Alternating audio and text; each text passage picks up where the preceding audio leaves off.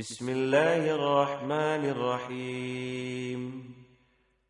الحمد لله رب العالمين، الرحمن الرحيم، مالك يوم الدين. إياك نعبد وإياك نستعين، اهدنا الصراط المستقيم، صراط الذين أنعمت عليهم غير المغضوب عليهم ولا الضالين.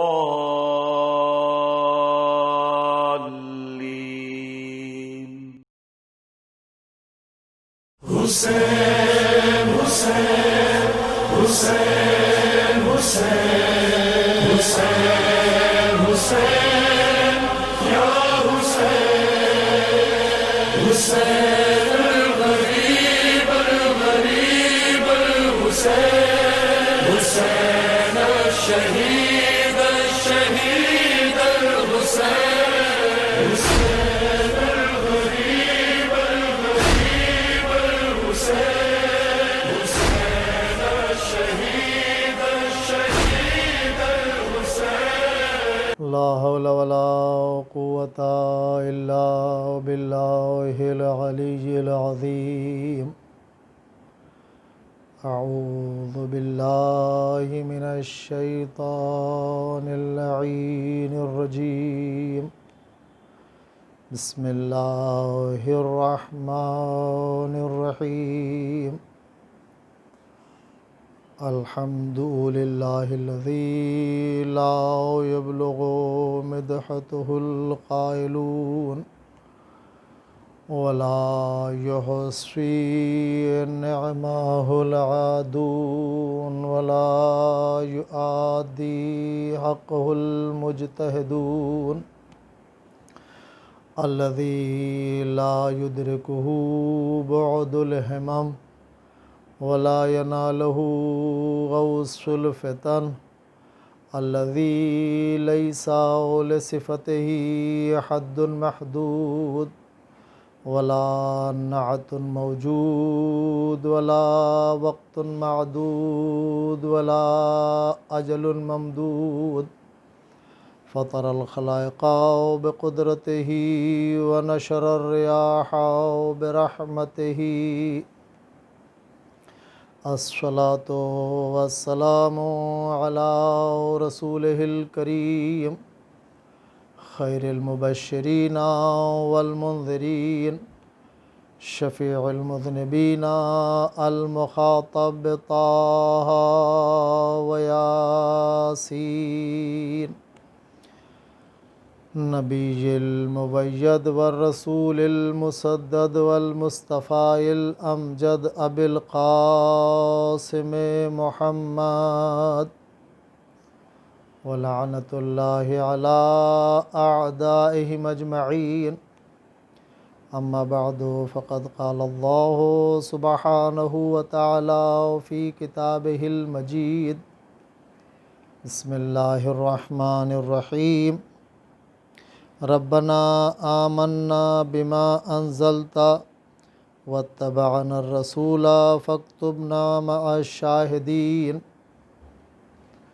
محترم محبان آل محمد، عاشقان سید الشہداء،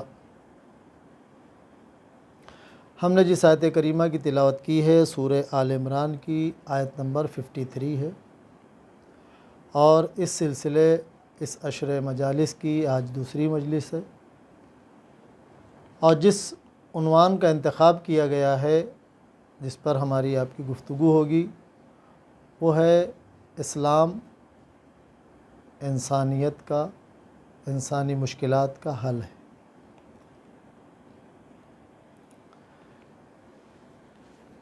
اللہ نے اس آیت کریمہ میں جس چیز کی طرف ہمیں متوجہ کرایا ہے وہ ہے ربنا آمنا بما انزلت واتبعنا الرسول. اے ہمارے پروردگار، جو تو نے نازل کیا ہے رسول کے اوپر، ہم اس کی اتباع کرتے ہیں، اس پر ایمان لاتے ہیں. اور ہمارا نام گواہی دینے والوں میں لکھ لے۔ اتباع کرنا یعنی اسلام قبول کرنا، اسلام قبول کرنا یعنی اسلام کی پیروی کرنا۔ اسلام، اس سے پہلے میں نے عرض کیا ہے کہ اسلام کسی چیز یا کسی شخصیت کا نام نہیں ہے، اسلام نظام الہی کا نام ہے، اور اللہ نے اس نظام پر چلنے کے لیے، اس نظام پر چلانے کے لیے اتنا زیادہ زور کیوں دیا ہے؟ بہت اہم بات ہے، سوچنے کی بات ہے۔ کچھ تو ایسا ریزن ہے کہ اللہ نے کہا کہ اگر تم اس اسلام پر نہیں چلو گے تو تمہارے لیے لوگ اور دین لے آئیں گے، اگر تم نے اس دین کی مخالفت کی، یہ دین چھوٹ گیا تو لوگ دوسری دین لے آئیں گے۔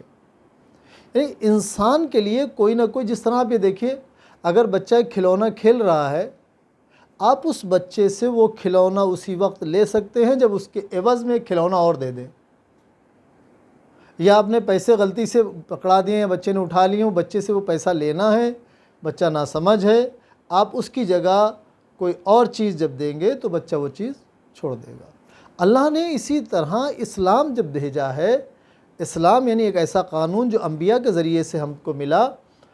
اللہ کو معلوم ہے کہ جس بندے کو ہم نے خلق کیا ہے، بندہ کیا کیا کر سکتا ہے، تو اس سے پہلے ہی اللہ نے ہمارے ہاتھوں میں وہ قانون اور وہ نظام دے دیا جس سے ہم گمراہ نہ ہونے پائیں۔ اسی انسان نے ترقی کی، تنزلی کی، چڑھا، پھر گرا، پھر چڑھا، اور چڑھتا بھی جاتا ہے، اور ہر انسان ترقی کرنے کی کوشش کرتا ہے، کرنا بھی چاہیے۔ یہی انسان اس نظام سے ہٹ کے جب کھڑا ہوا تو اس نے اپنا نظام بنایا۔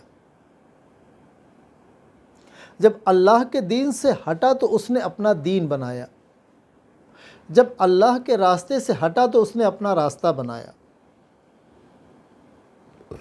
اللہ کے بھیجے ہوئے رہنماؤں کو چھوڑا تو خود رہنما بنا یا اپنے رہنما بنائے۔ اللہ کی عبادت کو چھوڑا تو اس نے عبادت کا دوسرا طریقہ اختیار کیا۔ اللہ کے بتائے ہوئے قانون کو جب چھوڑا تو اس نے اور قانون بنا لیے۔ فرق کیا ہوتا ہے؟ جو مستقبل کو جانتا ہے، یعنی کل کیا ہوگا، وہ قانون ایسا بنائے گا کہ جو کل بھی آپ کے کام آئے اور آج بھی آئے۔ لیکن جو کل کے بارے میں نہیں جانتا ہے، وہ قانون ایسا بنائے گا جب کل آئے گا، آنے والا دن ہوگا، تو اس کا قانون عیبدار ہو جائے گا۔ مثلا اگر کسی کو یہ پتہ چل جائے کہ کل بارش ہونے والی ہے اور میں ایسے راستے پر جا رہا ہوں جہاں پر سایہ نہیں ہوگا، تو وہ چھاتا لے کے نکلے گا، یا ایسے انتظامات کر کے نکلے گا کہ جب وہ بارش ہو تو اس کا استعمال کرے اور بارش سے بچ جائے۔ ایک آدمی ایسا نکلا جسے پتہ ہی نہیں تھا کہ کل بارش ہوگی، اور ایسے مقام پر پہنچ گیا کہ جہاں اسے چھپنے کا کوئی راستہ نہیں تھا، تو اس کا لے جایا ہوا سامان اس کے کام آئے گا، اس کا لے جایا ہوا سامان ہی نہیں ہے اس کے پاس۔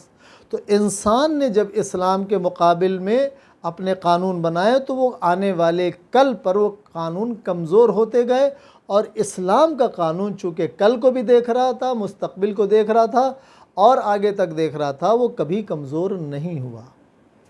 اور خداوند عالم نے بتا بھی دیا کہ دین تو بہت بنائیں گے لوگ، لوگوں کے پاس دین ہوں گے، ایسا نہیں کہ دین نہیں ہوں گے، لیکن مجھے جو دین پسند ہوگا وہ دین اسلام ہی پسند ہوگا۔ اور جب تم میرے پاس پلٹ کر آؤ گے، میں انہی لوگوں کو دوست رکھوں گا جو دین اسلام پر آئیں گے۔ تو پھر اس دین اسلام کی اہمیت کا اندازہ اگر لگایا جائے، یہ اسلام ہمارے لیے حیات ہے، یہ اسلام ہمارے لیے زندگی ہے، یہ اسلام ہمارے لیے نور ہے، یہ اسلام ہمارے لیے راستہ ہے، یہ اسلام ہمارا قانون ہے، اس لیے اسلام ہمیں جینے کا طریقہ سکھاتا ہے، یہ انسان ہمیں معاشرے میں رہنے کا طریقہ سکھاتا ہے، یہ اسلام ہمیں چلنے کا طریقہ سکھاتا ہے، یہ اسلام ہمیں کھانے کا طریقہ سکھاتا ہے، اسلام ہمیں لباس پہننے کا طریقہ سکھاتا ہے، اسلام ہمیں گھر میں رہنے کا طریقہ سکھاتا ہے، اسلام ہمیں گھر بنانے کا طریقہ سکھاتا ہے، اسلام ہمیں منزل طے کرنے کا طریقہ سکھاتا ہے، اسلام ہمیں عبادت کرنے کا طریقہ سکھاتا ہے۔ یہ ساری چیزیں اسلام میں۔ اس لیے اللہ نے کہا مجھے اگر کچھ پسند ہے تو وہ یہ والا اسلام پسند ہے۔ کہ کون سا اسلام پسند ہے؟ کہ یہ ایسا اسلام ہوگا کہ جب ایک بھائی دوسرے بھائی کے گلے مل رہا ہوگا، یہ ایسا اسلام ہوگا جب بیٹا اپنے باپ کی انگلی پکڑ کے چل رہا ہوگا، یا ایسا اسلام ہوگا کہ یہی بیٹا اپنے باپ کو بڑھاپے میں گود میں لے کے چل رہا ہوگا۔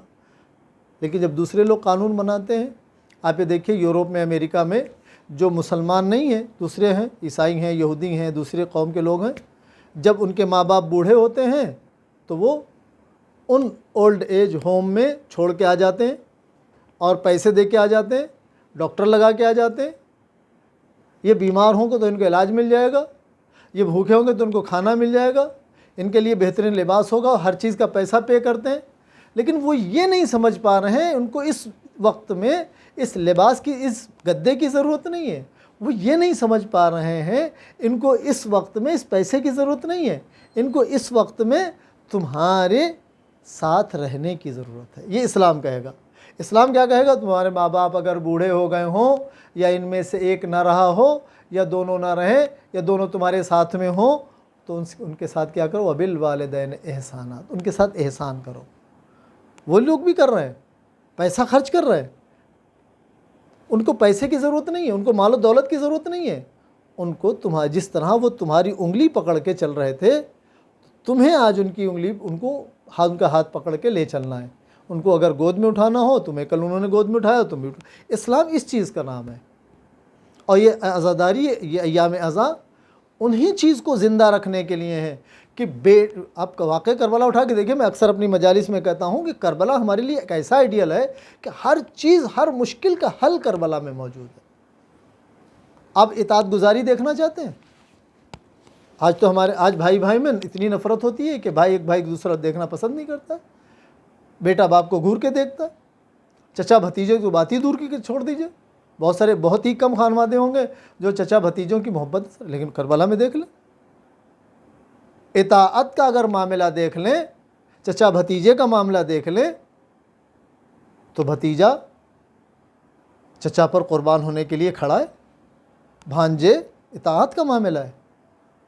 ہمارے ہاں نفرتیں پھیلائی جاتی ہیں، ہمارے ہاں بھتیجا چچا، ماں کہتی ہے چچا کی بھائی اس کی بات نہیں ماننا، لیکن یہاں ماں چچا پر قربان کر رہی ہے۔ اطاعت دیکھیے، رشتہ داری دیکھیے، گھر دیکھیے۔ لوگ کربلا سنتے ہیں، کربلا کے واقعات پر روتے ہیں، وہ مائیں روتی ہیں، لیکن وہ مائیں بدبخت ہیں جو رو بھی رہی ہیں اور کربلا کے واقعات کی مخالفت بھی کر رہی ہیں۔ یعنی اپنے بچے سے کہہ رہی ہیں کہ تو اپنے چچا کے ساتھ نہیں جانا، اس کو جا کے مار دو، اسے گالیاں دو، اور سن نہیں کربلا۔ بدبخت ہے وہ مائیں۔ اطاعت گزاری دیکھیے، رشتہ داری دیکھیے، کیا نہیں ہے کربلا میں۔ چونکہ کربلا وہ چیز ہے کہ اسلام کی بنیادیں کوئی ہلا نہ سکے، اسلام کی دیواریں کوئی گرا نہ سکے، اسلام کو کوئی چھو نہ سکے۔ ہم اسلام بچانے آئے، اطاعت کا معاملہ ہے۔ بھائی آج تو ایک دوسرے کے بھائی کو دیکھنا پسند نہیں کرتے۔ وہاں ایک بھائی کہہ رہا ہے کہ جب تک یہ میرا بھائی زندہ ہے، میری طرف کوئی آنکھ اٹھا کے نہیں دیکھ سکتا ہے۔ آج یہ بھائی دوسرا اپنے بھائی پر بھروسہ نہیں کر رہا ہے کہ ایسا نہ ہو یہ میرا بھائی دوسرے کو بلا لائے، مجھے قتل کرا دے۔ لوگ ہیں کربلا سن رہے ہیں، ایسا نہیں ہے نہیں سن رہے ہیں، ایک کربلا سن رہے ہیں، کربلا سمجھ نہیں رہے ہیں۔ دوستی، آج جو دوستی ہے، بہت سارے کربلا کے ہر پہلو پہ آپ دیکھیے۔ اگر آپ رشتہ داری کو دیکھنا چاہیں، کربلا سے اچھی رشتہ داری کسی نے نہیں نبھائی۔ گھر میں بہنوں نے نبھائی، بھاوجوں نے نبھائی۔ آج کیا ہمارے گھر میں وہ کربلا کے خواتین موجود ہیں؟ نہیں ہیں۔ دوستی کربلا سے سیکھیں۔ کیسا دوست؟ آج کے دوست اور کربلا کے دوست میں فرق کیا ہے؟ آج کا دوست آپ کے پاس پیسہ ہے، آپ کے پاس شہرت ہے تو آپ کا دوست ہے، مشکلات میں کوئی دوست نہیں آ رہا ہے۔ لیکن کربلا میں دوستی سی، گھر بار لے کے آ گئے، خاندان پوری فیملی لے کے آ گئے، نہ جانے میرے دوست کو کس کی ضرورت پڑ جائے، ایک خط پر چلے آئے۔ آج کا دوست یہ ہے کہ اگر دوست غریب ہو گیا تو اس کے قریب سے نہیں گزرتا ہے، کہیں کچھ مانگ نہ لے، اس محلے سے نہیں گزرتا ہے، اس کے پاس سے نہیں گزرتا ہے، اس کا فون نہیں اٹھاتا ہے۔ کربلا انہی مشکلات کا حل ہے۔ تمہاری روح غلیظ ہو گئی ہے، دل بیمار ہو گیا ہے، یہ روح بیمار ہو چکی ہے کہ جہاں ہمیں صرف اور صرف نفرت نظر آتی ہے، دنیا نظر آتی ہے، دولت نظر آتی ہے۔ اسلام ان چیزوں کا حل ہے۔ جب یہ مسلمان ہو جاتا ہے، اسلام پر جب آ جاتا ہے، باقاعدہ ہمارے ہندوستان میں ایک محاورہ تھا، ابھی تو الٹا ہو گیا ہے، اگر کوئی مسلمان غلطی سے جھوٹ بول دیتا تھا تو غیر مسلم اس سے کہتا ارے مسلمان ہو کے جھوٹ بولتے ہو، یعنی اس کا کہنے کا یہ ریزن ہے کہ مسلمان جھوٹ نہیں بول سکتا، اور آج کا مسلمان جھوٹ ہی بول رہا ہے۔ لہٰذا یہ واقع کربلا ہمارے لیے اتنا بڑا آئیڈیل ہے کہ یہاں ہر قدم پر، ہر پہلو پر ایک آئیڈیل موجود ہے۔ آپ کس آئیڈیل کو دیکھنا چاہتے ہیں؟ اگر آپ یہ دیکھنا چاہتے ہیں اسلام پر کیسے چلنا چاہیے تو کربلا دیکھیے، ہر ایک آدمی جان قربان کر رہا ہے۔ اگر آپ یہ دیکھنا چاہتے ہیں کہ رشتہ دار کیسا ہونا چاہیے تو کربلا دیکھیے کہ ایک دوسرے پر کیسے قربان ہو رہے ہیں۔ اگر آپ یہ دیکھنا چاہتے ہیں حلال اور حرام کیا ہوتا ہے تو کربلا دیکھیے، حلال کے لیے پیاسے رہے بھوکے رہے، حرام کی طرف قدم نہیں بڑھایا کبھی۔ اور اگر آپ کو یہ دیکھنا ہے سچے کیسے ہوتے ہیں تو آپ کربلا دیکھیے کہ سچ کے وہاں آپ کو کچھ نظر نہیں آئے گا سوائے سچ کے۔ اگر آپ کو یہ دیکھنا ہے کہ اسلام پر، قانون الہی پر چلنا کیسے ہے تو کربلا دیکھیے، بھوکے بھی ہیں، پیاسے بھی ہیں، پیروں میں چھالے بھی پڑے ہیں، گلے میں رسیاں بھی بندھی ہیں، پھر بھی اسلام سے پیچھے نہیں ہٹے۔ واقع کربلا میں آپ دقت سے دیکھیے، غور سے دیکھیے، کتنا عظیم اسلام، چمکتا ہوا اسلام نظر آ رہا ہے کہ ایک طرف ایسے لوگ موجود ہیں کہ جو قانون اسلام کو پامال کرنا چاہتے ہیں، جو قانون الہی کو توڑنا چاہتے ہیں۔ ایک طرف ایسے لوگ موجود ہیں کہ جو قانون الہی کو بچانا چاہتے ہیں۔ ہم کس فہرست میں ہیں وہ ہم دیکھیں، بچانے والی فہرست میں ہیں یا توڑنے والی فہرست میں؟ ہم اس پر غور کریں۔ ایسا تو نہیں ہے کہ ہم اسلام کے نام پر جی رہے ہیں لیکن اسلام پر نہیں جی رہے ہیں، کہ ایسا تو نہیں ہے؟ ہمارا گھر مسلمانوں کا گھر کہلاتا ہے لیکن ایسا تو نہیں کہ اسلامی گھر نہ ہو، اس پر ہمیں توجہ دینی ہے۔ ہمارے بچے مسلمانوں کے نام رکھے ہیں لیکن ایسا تو نہیں کہ ہمارے بچے مسلمان نہ ہوں، ان کے اندر اسلام نہ رہا ہو۔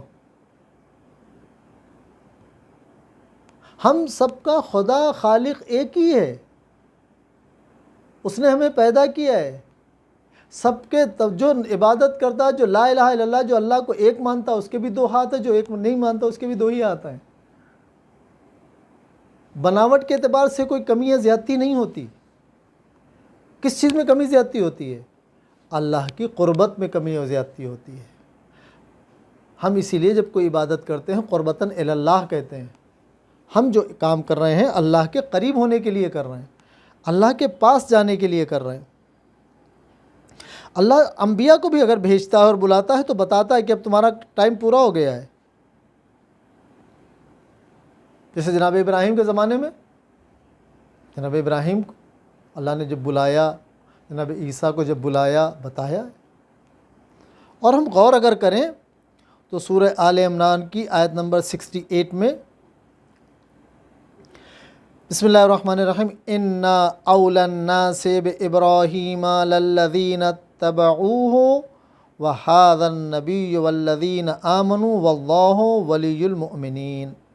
ابراہیم سے نسبت رکھنے کا سب سے زیادہ حق ان لوگوں کو پہنچتا ہے جنہوں نے ان کی پیروی کی، اور اب یہ نبی اور ایمان لانے والے زیادہ حق رکھتے ہیں، اور اللہ ایمان رکھنے والوں کا حامی اور مددگار اور کارساز ہے۔ قرآن مجید کی آیت اتنی کلیئر ہے کہ جو لوگ جناب ابراہیم علیہ السلام پر ایمان رکھتے ہیں وہ ان کی پیروی کر رہے ہیں۔ ہم کربلا والوں کو چاہتے ہیں، تو چاہت کا مطلب کیا ہے؟ چاہت کا مطلب کیا ہے؟ چاہت کا مطلب کیا ہے؟ ہم اس پر غور کریں۔ چاہنا یعنی کیا؟ محبت کرنا ہے نہیں کیا؟ اس سے پہلے کہ میں پہلی مجلس میں عرض کر چکا ہوں، اگر تم اللہ سے محبت کرتے ہو اللہ بھی تم سے محبت کرتا ہے۔ محبت کا نتیجہ کیا ہے؟ کیسے محبت کرتا ہے؟ کہ تم اس کی پیروی کرو۔ ہم خود غور کریں کہ ہم کربلا والوں کی پیروی کر رہے ہیں؟ کیا ہم قرآن کی پیروی کر رہے ہیں؟ کیا اسلام کی پیروی کر رہے ہیں ہم؟ کیا ہم اللہ سے محبت کا طریقہ ہمارے پاس ہے؟ جس طرح اللہ چاہتا ہے کہ ہم اس طرح محبت کر پا رہے ہیں؟ ہم پیروی کریں، ہم محبت کریں۔ محبت کا طریقہ یہی ہے کہ ہم اس راستے کو مضبوطی سے پکڑ لیں۔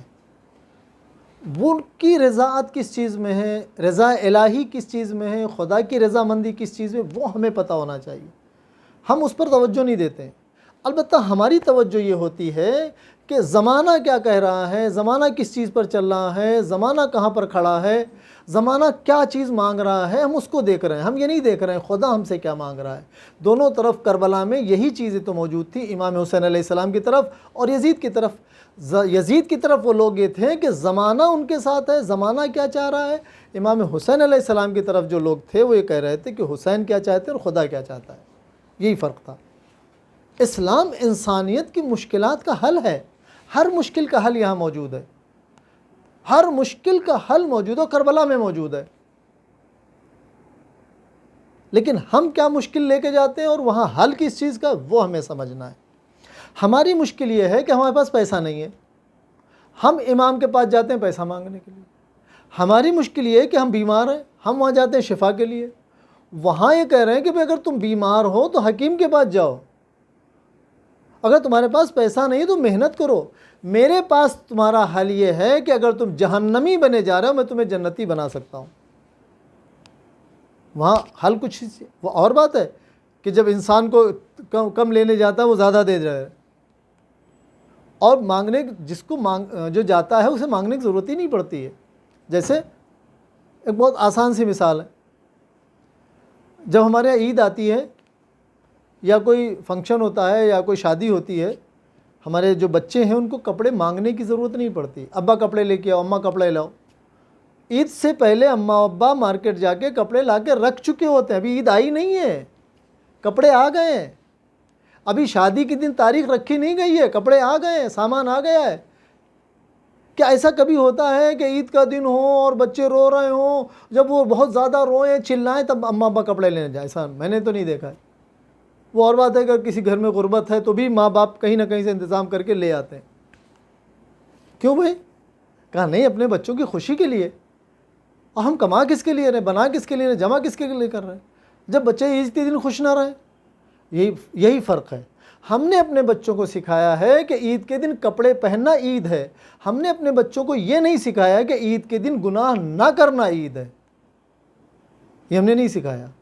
اور دوسرا پہلو یہ ہے کہ جب ایک ماں باپ اپنے بچوں کے لیے خوشی سے پہلے لباس لے کے آ جاتے ہیں تو کیا پروردگار عالم اپنے بندوں کی خوشی کے لیے پہلے سے وہ چیزیں نہیں دے گا؟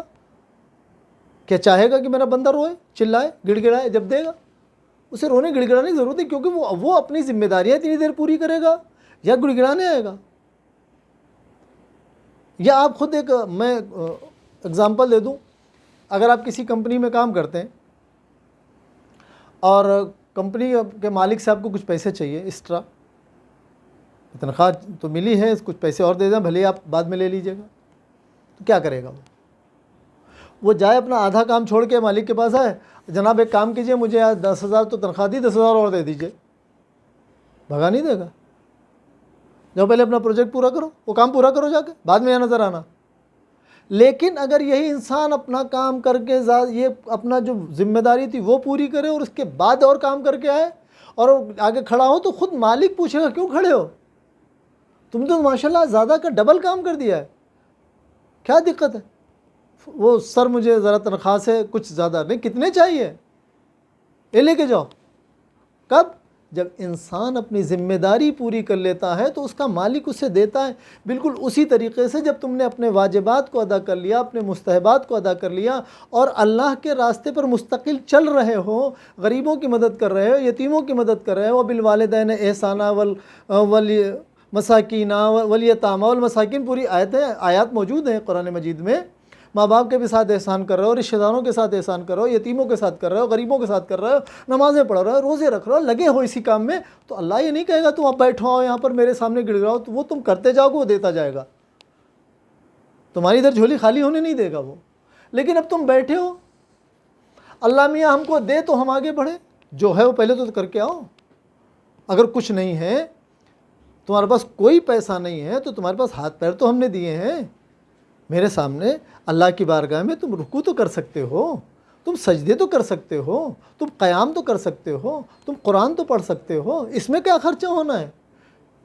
جب سارا زمانہ سو رہا ہو، آپ یہ دیکھیے اکثر بچے جب گھر میں ماں باپ سے کچھ مانگتے ہیں، جو جنرل بات ہوتی ہے سامنے سب کے، اماں یہ چاہیے، ابا یہ چاہیے، لیکن جب ان کو کچھ پرسنل لینا ہوتا ہے تو اماں ابا جب اپنے روم میں چلے جاتے ہیں سونے کے لیے، بچہ کھٹ کھٹ، کیا بات ہے بیٹا آؤ، ابا مجھے وہ الگ سے ایک بڑا سا موبائل چاہیے، ٹھیک ہے صبح مل جائے گا۔ کیا ہم وہ اللہ کے پاس الگ سے جاتے ہیں کبھی؟ ہم نے واجبات ادا کر لیا، مستحبات ادا کر، کیا ہم نماز شب کے لیے کھڑے ہوتے ہیں؟ رات کو کھڑے ہو گئے، پروردگار سارا زمانہ سو رہا ہے، ساری دنیا سو رہی ہے، دنیا قبرستان کی طرح نظر آ رہی ہے مجھے، لیکن میں تیرے سامنے کھڑا ہوں۔ اب پروردگار پوچھے گا تو جو ایکسٹرا یہ کام کر رہا ہے، اب جو الگ سے آگے کھڑا ہوا ہے، تجھے کیا حاجت ہے؟ خدا میں اس مشکل میں ہوں، میری یہ مشکلات ہیں، میری یہ مشکلات ہیں، میری یہ مشکلات ہیں، اس کے سامنے رکھو اور پھر واپس ہو۔ جہاں حل ہے انسان وہاں نہیں پہنچ رہا ہے، جہاں حل نہیں ہے صرف الجھ جاتا ہے، وہاں انسان کھڑا ہے۔ اسلام کے پاس حل ہے اور مسلمان مشکل میں ہے۔ عجیب سی بات نہیں ہے؟ یہ بالکل ایسا ہو گیا کہ ٹیبل پہ بہت کھانا رکھا ہے اور جو اس کا مالک ہے وہ بھوکا ہے، بہت بڑا گھر ہے لیکن وہ فٹ پاتھ پہ سوتا ہے۔ عجیب سا نہیں لگے گا؟ ارے ایسا کیسے، اتنا بڑے بڑے گھر ہیں اس کے بعد فٹ پاتھ پہ کیوں سوتا ہے؟ کچھ تو مشکل ہوگی۔ چلو اس سے پوچھیں چل کے، بھائی آپ کے پاس اتنا بڑا گھر ہے، فٹ پاتھ پہ کیوں پڑے ہیں؟ کہا جب میں گھر جاتا ہوں، میرے بچے مجھ سے اچھے سے نہیں بولتے، میری ماں مجھ سے اچھے سے نہیں بولتی، میری بیوی اچھے سے پیش نہیں آتی ہے، اس گھر میں جا کے کیا کروں؟ مجھ سے اچھے تو یہ پارک اور فٹ پاتھ ہے۔ اب آؤ اسلام کے پاس۔ یہ لوگ اچھے سے بات کیوں نہیں کرتے؟ کیونکہ اسلام نہیں پتہ۔ بیٹا باپ سے اچھے سے بات اس لیے کر رہا ہے، اچھے سے کیوں نہیں کرتا ہے؟ اس بیٹے کو اسلام نہیں پتہ، اس باپ کو بھی نہیں پتہ۔ یہ بیوی اپنے شوہر سے ایسا پیش کیوں آتی ہے؟ کہ اس کو بھی اسلام نہیں پتہ، اس کو بھی اسلام نہیں پتہ۔ لیکن جہاں اسلام پتہ ہوگا وہاں بیٹے کے منہ پہ فوراً لگام لگا دی جائے گی، تو ہم اف نہیں کر سکتے، جیسے گھوڑے کے منہ میں لگام ہوتی نا، جدھر گھوڑے سوار چاہے ادھر وہ مڑتا چلا جاتا ہے، فوراً لگام لگا دی جاتی ہے، اف نہیں کر سکتے، بلا افن۔ اف اگر کیا تو تم جنت کی بو نہیں سونگ پاؤ، جنت جانا الگ چیز ہے، بو نہیں سونگ سکتے۔ تو کیا یہ اپنی لگام نکال کے پھینک دے گا؟ یا تو جنت سے دور ہو جائے خود جان بوجھ کے۔ یہ گھر ہمارے پاس، گھر تو ہیں، اسلامی گھر نہیں ہے۔ ہمارے پاس ساتھی تو ہیں لیکن مسلمان ساتھی نہیں ہیں۔ اس کے لیے ہمارے پاس بہت آسان چیزیں ہیں، ہم جاتے ہیں وہاں مشکل کا حل لے کے، مولا ہماری یہ مشکل حل کر دیے۔ جبکہ ہمیں کون سی مشکل پیش آئی تھی؟ کربلا میں لوگ پیاسے تھے، مشکل یہ تھی، بھوکے تھے، مشکل یہ تھی، لیکن کسی شخص نے، کسی ایسے نے جو سمجھدار تھا، یہ کہا ہو کہ میری مشکل یہ، مجھے بہت بھوک لگی ہے، میری پہلے یہ والی مشکل کو حل کرو، بعد میں دیکھیں گے۔ کہا کسی نے نہیں، کہا بھوک کوئی مشکل نہیں ہے، پیاس مشکل نہیں ہے، قتل ہونا مشکل نہیں ہے، پھر مشکل کیا ہے؟ کہیں دین نہ چلا جائے، کہیں ہمارے دل سے دین نہ چلا جائے، کہیں ہمارے خیال سے اسلام نہ چلا جائے، کہیں ہماری زندگی سے حسین نہ چلے جائے۔ مشکل یہ تھی، ہماری مشکل یہ کھانا، ہماری مشکل ہے ہمارے پاس کھانا نہیں ہے، ہماری مشکل یہ ہمارے پاس پیسہ نہیں ہے، ہماری مشکل پہ ہمارے پاس پانی نہیں ہے، ہماری مشکل یہ ہمارے پاس گھر نہیں ہے۔ ہم یہ نہیں سوچ رہے ہیں کہ ہمارے پاس دین نہیں ہے، ہمارے پاس ان الدین عند اللہ الاسلام، جو اللہ کو پسند ہے وہ ہمارے پاس نہیں ہے، نہ ہمارے بچوں کے پاس ہے، نہ ہمارے گھر میں ہے، نہ ہماری فیملی میں ہے۔ ہم چل اسلام پر ہی رہے لیکن اسلام ہمارے پاس نہیں۔ عجیب سی بات ہے، کہہ رہے ہیں کہ ہم اسلام پہ چل رہے ہیں لیکن ہمارے پاس اسلام نہیں ہے، کہہ رہے ہیں کہ ہم مسلمان ہیں لیکن ہمارے پاس اسلام نہیں ہے۔ قرآن ہم پڑھ رہے ہیں لیکن ہمارے پاس اسلام نہیں ہے، اہل بیت کو مان بھی رہے ہیں پھر بھی اسلام نہیں ہے. کیوں؟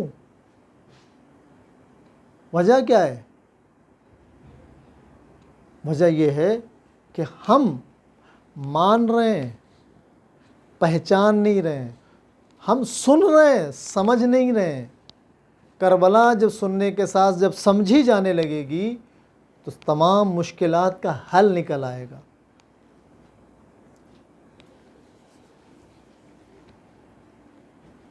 جیسے ہم رسول کے پاس کیا لوگ نہیں آتے تھے، بہت ساری مشکلات لے کے آتے تھے. قرآن مجید کی سورہ آل عمران کی آیت نمبر 20. بسم اللہ الرحمن الرحیم. فَإِنْ حَاجُّوكَ فَقُلْ أَسْلَمْتُ وَجْهِيَ لِلَّهِ وَمَنِ اتَّبَعَنِ قُلْ لِلَّذِينَ أُوتُوا الْكِتَابَ وَالْأُمِّيِّينَ أَأَسْلَمْتُمْ فَإِنْ أَسْلَمُوا فَقَدِ اهْتَدَوْا وَإِنْ تَوَلَّوْا فَإِنَّمَا عَلَيْكَ الْبَلَاغُ وَاللَّهُ بَصِيرٌ بِالْعِبَادِ. سورہ آل عمران آیت نمبر 20. اے رسول، اگر یہ لوگ آپ سے جھگڑا کریں، کس بات پر؟ اے رسول، اگر یہ لوگ آپ سے جھگڑا کریں تو ان سے کہہ دیجئے میں نے اور میری اتباع کرنے والوں نے تو اللہ کے آگے سر تسلیم خم کیا ہے، اور پھر اہل کتاب اور ناخواندہ لوگوں سے پوچھئے کیا تم نے بھی تسلیم کیا ہے؟ اگر یہ لوگ تسلیم کر لیں تو ہدایت یافتہ ہو جائیں گے، اور اگر منہ موڑ لیں تو آپ کے ذمہ داری تو صرف پیغام پہنچا دینا ہے، اور اللہ اپنے بندوں پر خوب نظر رکھنے والا ہے. آپ نے غور کیا؟ یہاں پر لوگ آگے جھگڑا کریں گے، ہم تو آپ کو مانتے ہیں، ہمارا یہ کام کیوں نہیں ہو رہا ہے؟ اللہ کہہ رہا ہے رسول ان سے کہہ دو کہ ہم لوگ بھی اتباع کرتے ہیں، ہم لوگ بھی اللہ کے راستے پر چلتے ہیں، اس کی اتباع کرنے والوں میں ہیں، اس کے آگے ہم نے سر جھکا دیا ہے. اور اگر تم بھی ہمارے ساتھ میں اللہ کے راستے پر گامزن ہو جاؤ تو ہدایت یافتہ ہو، ورنہ گمراہ ہو. اب ہم غور کریں کہ ہم ہدایت یافتہ ہیں یا گمراہ ہیں. ہمیں غور کرنا ہے، ہمیں توجہ دینی ہے کہ ہم یہ ہدایت یافتہ ہیں کہ نہیں ہیں. اگر ہم ہدایت یافتہ ہیں تو ہم اپنے چال ڈھال، کھانا پینا، رہنا سونا، جاگنا، کاروبار، بزنس، نوکری، ہر چیز پر توجہ دیں کہ اس میں کوئی چیز ایسی تو نہیں ہے کہ جو قانون اسلام سے الگ ہو، نظام الہی سے الگ ہو. کوئی ایسی چیز تو نہیں ہے. اگر ان میں سے کوئی بھی چیز نظام الہی سے الگ ہے تو پھر ہمارا سارا نظام بیکار ہے. آپ نے بہت اچھا گھر ڈیکوریٹ کیا ہے لیکن چھت سے پانی ٹپکتا ہے. آپ نے بہت اچھا گھر بنایا ہے لیکن کھڑکیاں دروازے نہیں لگائے ہیں، تو پھر شیطان کا تو گزر ہوگا ہی، اس میں وہ تو آ ہی جائے گا. اس گھر بنانے کے ساتھ ساتھ میں، ڈیکوریشن کے ساتھ ساتھ میں ہماری چھت ایسی بنی ہو جس سے پانی نہ ٹپکے، ورنہ آپ کا پورا ڈیکوریشن خراب ہو جائے گا، سارا فرنیچر سڑنے لگے گا. وہی حال ہمارا ہو رہا ہے. ہم نمازیں پڑھ رہے ہیں، ہم عزاداری کر رہے ہیں، ہم اچھے سے اچھا تبرک بھی بانٹ رہے ہیں، لیکن ایک جگہ آتے ہیں جہاں ہمارے گھر کی چھت ٹپکنے لگتی ہے. ہم سب کچھ کر کے آئے، ہم نے بہت زیادہ عزاداری بھی کی، ہم نے بہت زیادہ خیرات بھی کیا، نماز بھی پوری پڑھ کے آئے، اماں نے بلایا، ہٹ کر کے سو گئے، سب گیا، چلا گیا. اسلام تمہارا ہی بچانا چاہتا ہے، نبی اسی لیے آئے. اور لوگ نبیوں کو کیوں پتھر مارتے تھے؟ اسی لیے کہ نبی ہماری خواہش کے آڑے آ جاتے تھے. قرآن لوگ کیوں نہیں سمجھ رہے ہیں؟ کیوں نہیں پڑھنے کے لیے تیار ہیں؟ کیوں سمجھنے کے لیے تیار نہیں ہیں؟ کیونکہ ہماری خواہش کے سامنے قرآن دیوار بن جائے گا. ہم نہیں چاہتے ہماری خواہش کے سامنے کچھ دیوار بنے. اسلام آیا ہی اسی لیے ہے کہ ہمارے اور خدا کے درمیان میں اگر کوئی چیز آئے اسے فوراً گرا دے. ہمارے اور خدا کے درمیان میں ہماری خواہشات آئی تھی، اسلام نے گرا دی. ہمارے اور خدا کے درمیان میں ہماری غیبت کے گناہوں کی دیوار بننے لگی تھی، خدا نے گرا دی. امر بالمعروف نہی عن المنکر کا حکم دے کے اسلام نے گرا دی. ہمارے اور خدا کے درمیان میں کوئی اور نہ آئے، یہی نظام الہی ہے کہ تم اور تمہارا خدا ہمیشہ کانٹیکٹ میں رہو. تمہارا اور خدا کا کانٹیکٹ ٹوٹنا نہیں چاہیے. جیسے تمہارا اور تمہارے خدا کا کانٹیکٹ ٹوٹ جائے گا، رابطہ ٹوٹ جائے گا، بس تمہارے اوپر شیطان مسلط ہو جائے گا۔ جیسے ہی شیطان مسلط ہوگا، قرآن خود کہہ رہا ہے کہ شیطان تمہارا کھلا ہوا دشمن ہے، اوپن دشمن، تمہاری تلوار، ننگی تلوار لیے گھوم رہا ہے، کیا کر لو گے؟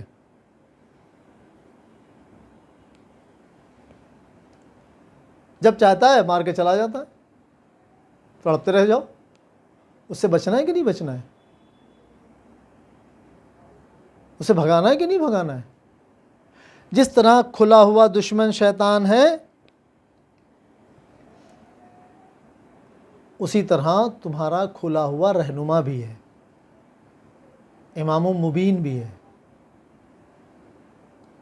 تمہارے اختیار میں ہے کہ تم کھلے دشمن کے ساتھ چلے جاؤ یا کھلے ہوئے دوست کے ساتھ میں رہو، اپنے امام کے ساتھ میں رہو۔ اور جب ان سے کہا جاتا ہے کہ پیروی کرو، اللہ کی نازل کردہ احکام کی پیروی کرو، تو جواب دیتے ہیں کہ ہم تو اس طریقے کی پیروی کریں گے جس پر ہم نے اپنے آباء و اجداد کو دیکھا ہے۔ اکثر بہت بحث ہے، یہ گھروں میں، دیہاتوں میں اور مجلسوں میں، شادیوں میں ہر طرح بحث ہوتی ہی ہوتی ہے، یہ والی بحث ضرور آتی ہے۔ تو اس کے لیے قرآن مجید سورہ بقرہ کی آیت نمبر 170 یاد رکھیے، کیا ہے؟ بسم اللہ الرحمن الرحیم۔ وَإِذَا قِيلَ لَهُمُ اتَّبِعُوا مَا أَنزَلَ اللَّهُ قَالُوا بَلْ نَتَّبِعُ مَا أَلْفَيْنَا عَلَيْهِ آبَاءَنَا أَوَلَوْ كَانَ آبَاؤُهُمْ لَا يَعْقِلُونَ شَيْئًا وَلَا يَهْتَدُونَ۔ سورہ بقرہ آیت نمبر 170 یاد رکھیے۔ گھروں کے جھگڑے ختم ہو جائیں گے، رسومات مٹ جائیں گی اگر اس آیت کریمہ کو ہم نے سمجھ لیا، کیونکہ ہمارے ہاں رسومات پر چلنے میں زیادہ کوشش ہے اور بہت ساری رسومات یاد ہیں۔ انشاءاللہ آئندہ مجالس میں اس کے حوالے سے الگ سے گفتگو ہوگی۔ اور جب ان سے کہا جاتا ہے کہ ہم اللہ کے نازل کردہ احکام کی پیروی کریں، تو کیا کہتے ہیں؟ وہ جواب دیتے ہیں کہ ہم تو اس طریقے کی پیروی کریں گے جس پر ہم نے اپنے آباء و اجداد کو پایا ہے۔ قرآن کہہ رہا ہے خواہ ان کے آباء و اجداد نہ کچھ جانتے ہوں، بے عقل ہوں، عقل سے کام نہ لیا ہو، ہدایت حاصل نہ کی ہو، اولو کان آباؤہم لا یعقلون، بھلے ان کے پاس عقل نہ ہو، وہ جاہل رہے ہوں، لیکن ہم اس چیز پر رکے ہوئے ہیں کہ وہ یہ کرتے تھے۔ کاش یہی بندہ یہ کہتا کہ ہم اس پر باقی رہیں گے جس پر آدم باقی رہے، ہم اس پر باقی رہیں گے جس پر نوح باقی رہے، ہم اس پر باقی رہیں گے جس پر ابراہیم باقی رہے، ہم اس پر باقی رہیں گے جس پر اسماعیل باقی رہے، ہم اس پر باقی رہیں گے جس پر پیغمبر اکرم باقی رہے، ہم اس پر باقی رہیں گے جس پر مولا علی باقی رہے، ہم فاطمہ زہرا سلام اللہ علیہا باقی رہیں، امام حسن علیہ السلام باقی رہے، اور کربلا میں امام حسین علیہ السلام باقی بھی رہے اور بچایا بھی۔ ہمیں اس پر توجہ دینی چاہیے، نہ کہ اس پر توجہ دینی چاہیے ان جاہلوں نے جو رسومات قائم کی تھی ہم وہی رسومات کو ادا کریں گے، نہیں، بلکہ اسلام کے پاس اس کا حل موجود ہے۔ قرآن کہہ رہا ہے، پھر میں کہہ رہا ہوں کہ اس آیت کریمہ کو ہمیشہ یاد رکھیے، یہی حل ہے۔ سورہ بقرہ کی آیت نمبر 170 حل ہے اس کا کہ ہم کس کی پیروی کریں۔ کربلا میں پیروی کرنے والے جتنی شدت سے جوان پیروی کر رہے تھے، جتنی شدت سے بوڑھے پیروی کر رہے تھے، اتنی ہی شدت سے وہ بچے بھی پیروی کر رہے تھے، اور جتنی شدت سے مرد پیروی اسلام کی کر رہے تھے اتنی ہی شدت سے اسلام کی عورتیں پیروی کر رہی تھیں۔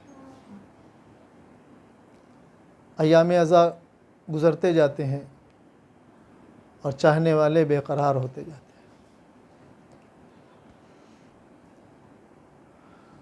واقعہ کربلا ہمارے لیے ایک عظیم پہاڑ ہے، ایسا دکھوں کا پہاڑ، جیسا کہ حسین کی ماں نے پیغمبر کے انتقال کے بعد، رحلت کے بعد کہا تھا، صبت علیہ مصائب اللہ اللہ، اے بابا آپ کے بعد اگر یہ مصائب دنوں پہ پڑھتے تو رات کی تاریکی میں بدل جاتے۔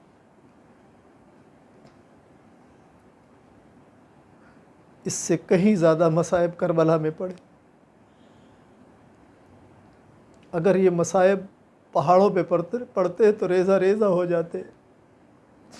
جو مصائب علی اکبر کی ماں پہ پڑے، جو مصائب قاسم کی ماں پہ پڑے،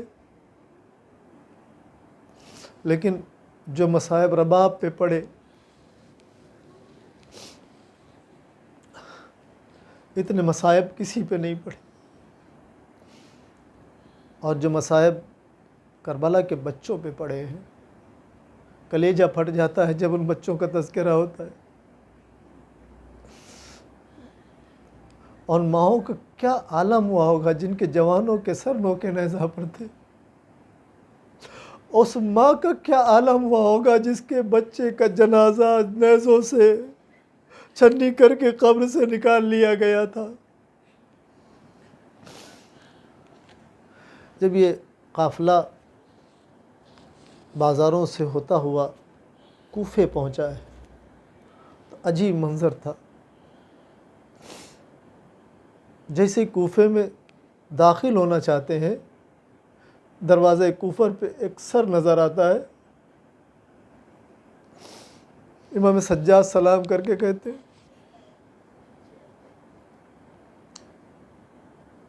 جب آگے بڑھے، میں اکثر اپنی مجلس میں ایک جملہ کہتا ہوں کہ کربلا میں مردوں کو ایک بار شہید ہونا آسان تھا، لیکن زینب قدم قدم پہ شہید ہوئی ہے۔ کوفے کے بازار سے جب گزارا جا رہا تھا تو لوگ خوشیاں منا رہے تھے، کوئی کہہ رہا تھا یہ باغی ہیں۔ ایک مقام پر جہاں تماشائی زیادہ تھے، عورتیں تماشا دیکھنے کے لیے، چونکہ اونٹ اونچے ہوتے ہیں تو چھتوں سے قریب لوگ کھجور پھینک رہے تھے صدقے کے۔ آل محمد کی خواتین کہہ رہے تھے ہم پر صدقہ حرام ہے، خوشیاں منائی جا رہی تھی۔ ایک مقام کے اوپر تھوڑی دیر کے لیے اونٹ رکے ہوئے تھے، ایک کنیز دوڑتی ہوئی نیچے گئی، اپنی مالکہ کو بلا کے لائی، کہا دیکھیے چل کے عجیب قیدی ہیں۔ تو اس بیوی نے کہا کہ نہیں، ہم کبھی کسی قیدی کا تماشا دیکھنے نہیں جائیں گے۔ اس کی کنیز نے اصرار کیا، کہا میری بیوی شہزادی زینب نے مجھے منع کیا تھا کہ کبھی کسی کا تماشا نہیں دیکھنا۔ اس کی کنیز نے جب زیادہ اصرار کیا، وہ چھت پر آئی، ایک بچی کو دیکھا جس کی زبان خشک ہو چکی تھی، ہونٹوں پہ پپڑیاں جمی تھی، پیاس کی شدت سے بچی کا چہرہ کملایا ہوا تھا۔ اس نے سمجھا کہ بچی پیاسی ہے، نیچے سے پانی لائی، چونکہ چھت پہ تھی، اونٹ پہ تھی بچی، اور وہ کنیز چھت پہ تھی، اور پانی اس بچی کو دیا۔ بچی نے کوزہ ہاتھ میں لیا، کوزہ لیتے ہی کربلا کا رخ کیا، بھیا اصغر آج میرے ہاتھوں میں پانی، چچا عباس اب آپ چلے آئیے، مجھے پانی مل گیا، مجھے پانی نہیں چاہیے۔ پانی لیا، ابھی پیا نہیں تھا۔ اس خاتون نے کہا بی بی، ہم نے سنا ہے کہ قیدیوں کی دعا جلدی اور بچوں کی جلدی قبول ہوتی ہے، پہلی دعا تو میرے لیے یہ کر دو کہ میرے بچے تمہاری طرح یتیم نہ ہو، تمہاری طرح قیدی نہ ہو، اور دوسری دعا یہ کر دو میرا آقا حسین زندہ سلامت رہے۔ حسین کا نام سنا، بچی تڑپ گئی، اچھا کون حسین؟ کہا مدینے میں میرا شہزادہ، میرا مولا۔ بی بی نے پھوپھی کی طرف دیکھا، پھوپھی اماں کس حسین کی بات کر رہی ہے؟ اس خاتون نے کہا میری ایک دعا اور ہے، وہ بھی دعا کر دے اگر وہ قبول ہو جائے۔ کہا وہ دعا کیا ہے؟ کہا دعا کر دو مجھے مدینے جانا نصیب ہو، اور جب میں مدینے پہنچوں تو اپنی بی بی زینب کی زیارت کروں۔ بچی تڑپ گئی ہے، پھوپھی اماں یہ کس حسین کی باتیں کرتی ہے اور کس زینب سے ملنا چاہتی ہے؟ کہا کس زینب سے ملے گی؟ کہا کہ تو زینب علی کی لاڈلی۔ بی بی نے کہا اے بہن، اب حسین کی سلامتی کی دعا نہ کرنا، اب مدینے نہ جانا، وہ نوکے نیزہ پر تیرے مولا حسین کا سر ہے اور تیرے سامنے زینب ہے۔ الا لعنت اللہ علی القوم الظالمین۔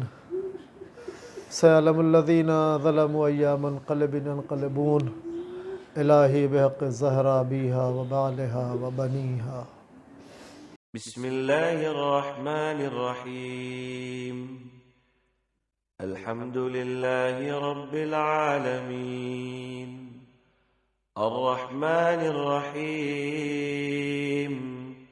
مالك يوم الدين. إياك نعبد وإياك نستعين. اهدنا الصراط المستقيم صراط الذين أنعمت عليهم غير المغضوب عليهم ولا الضالين.